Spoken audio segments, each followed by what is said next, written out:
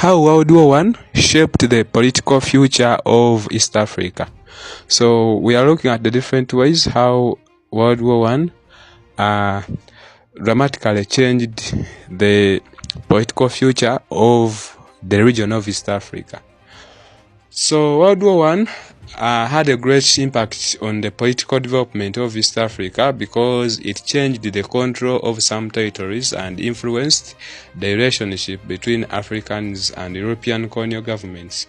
Now, after the war, new colonial arrangements were introduced while African communities began developing stronger demands for rights and self-rule.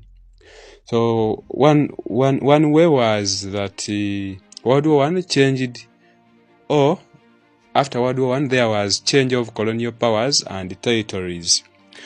So remember that World War I led to the defeat of Germany, which had controlled German East Africa, which was Tanganyika.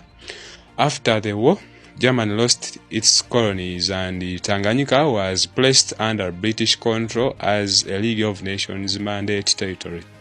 Now, this changed the political boundaries and leadership of East Africa. Then another way was the expansion of British control. So the defeat of Germany allowed Britain to increase its influence in East Africa. Britain gained control over Tanganyika and strengthened its administration in Kenya and Uganda.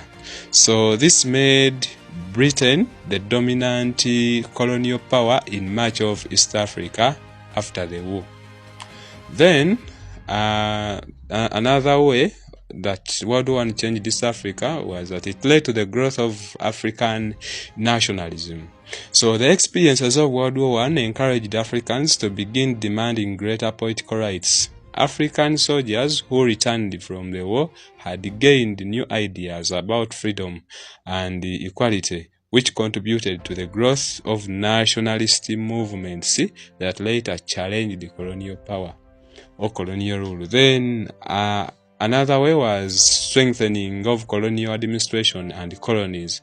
After the war, colonial governments strengthened their control by improving administration, expanding government offices, and increasing taxation and labor systems. They also developed infrastructure to make it easier to control and manage their colonies. Then the final way, or the final point I'm going to discuss was military experience and leadership. So Africans who participated in the war gained military skills, discipline, and leadership experience. So some former soldiers later became influential leaders in their communities and contributed to political movements demanding better treatment and independence.